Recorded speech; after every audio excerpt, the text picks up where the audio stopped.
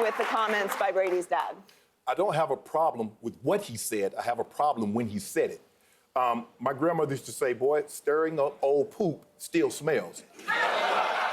And if you look at this, Skip, Tom Brady has handled it perfectly. He said, I have no animosity towards the league or Rodger Goodell.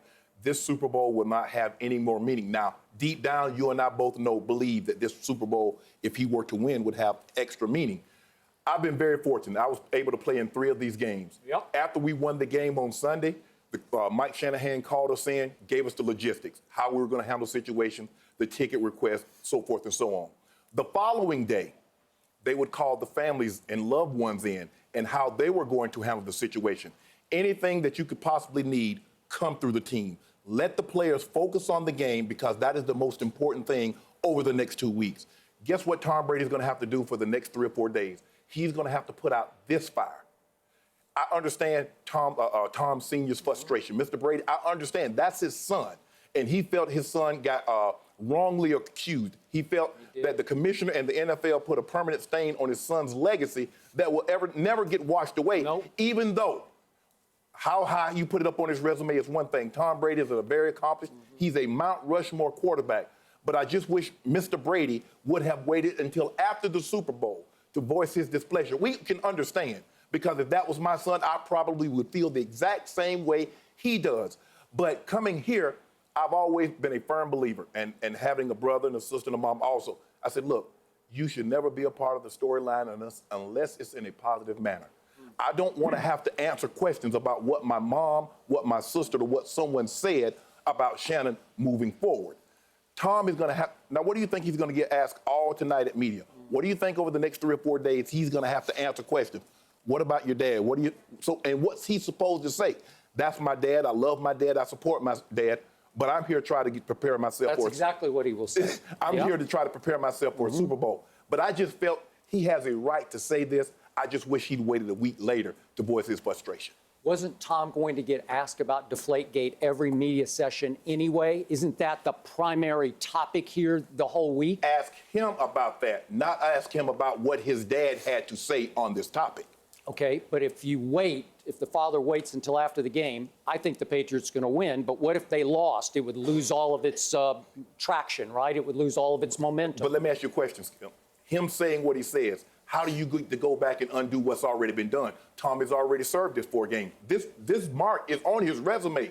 You can't white it out. You can't erase it out. So talking about it doesn't change the fact that he's already served his suspension. I'm sure Tom wants to move on. The Patriots want to move on. Him digging it back up again so it can be seen serves no one. It serves his son, because I told you the other day when we discussed and debated whether his legacy, Tom Brady's legacy, had been permanently, indelibly stained. I told you, unfortunately, yes, it has. He was wrongly convicted in the court of public opinion by this commissioner, who I believe framed and railroaded Tom, we're talking about the son, Tom Brady Jr., for the sake of punishing the Patriots in the bigger picture for their history of cheating. He had no other way with Deflategate but to go for the quarterback.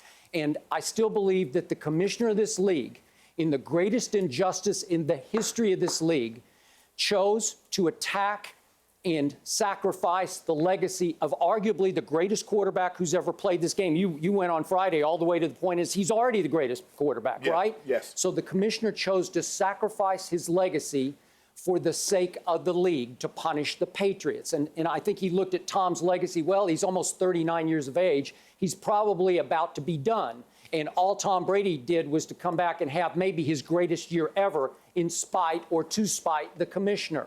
So to me, I loved what the father said, because the father, I believe, spoke for the son. Not that the son asked him to speak out before the Super Bowl, because that was Tom Sr.'s choice. Yes. But to me, in the bigger picture, Tom Sr. knows that his son has always taken the high road publicly. He's always handled himself with class publicly, right? Yes. That his MO has always been, I'm going to let my actions speak. I'm going to let my performance speak.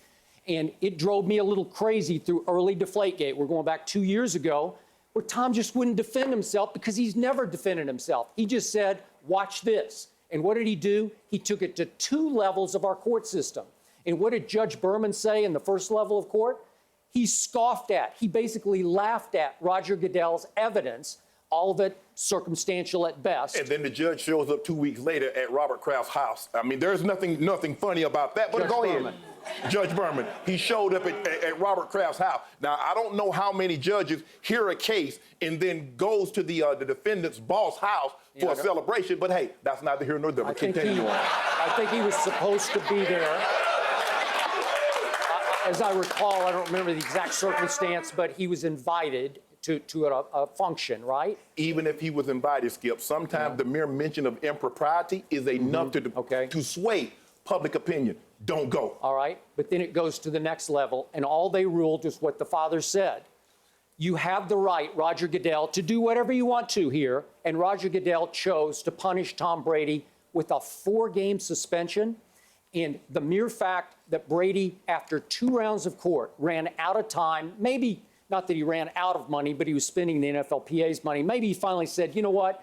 It's not worth it as a distraction to my team. The season's coming back around. I fought it as far as I wanted to. I told you 2 sources close to Tom told me that from the start he wanted to take this to the Supreme Court. I believe Tom Brady would have won this case at the highest level, the Supreme Court level. But he ran out of time. He swallowed it and took his suspension. And I believe his reputation was indelibly stained to the point that his father needed to say something just to remind everyone as we start Super Bowl week, my kid didn't do it. And you can accuse him of being a blindly overprotective father, but I don't think that's what's going on here. And rightfully so, Skip. He was supposed to do that. It's just hard for me to believe that the commissioner lays down at night and says, you know what?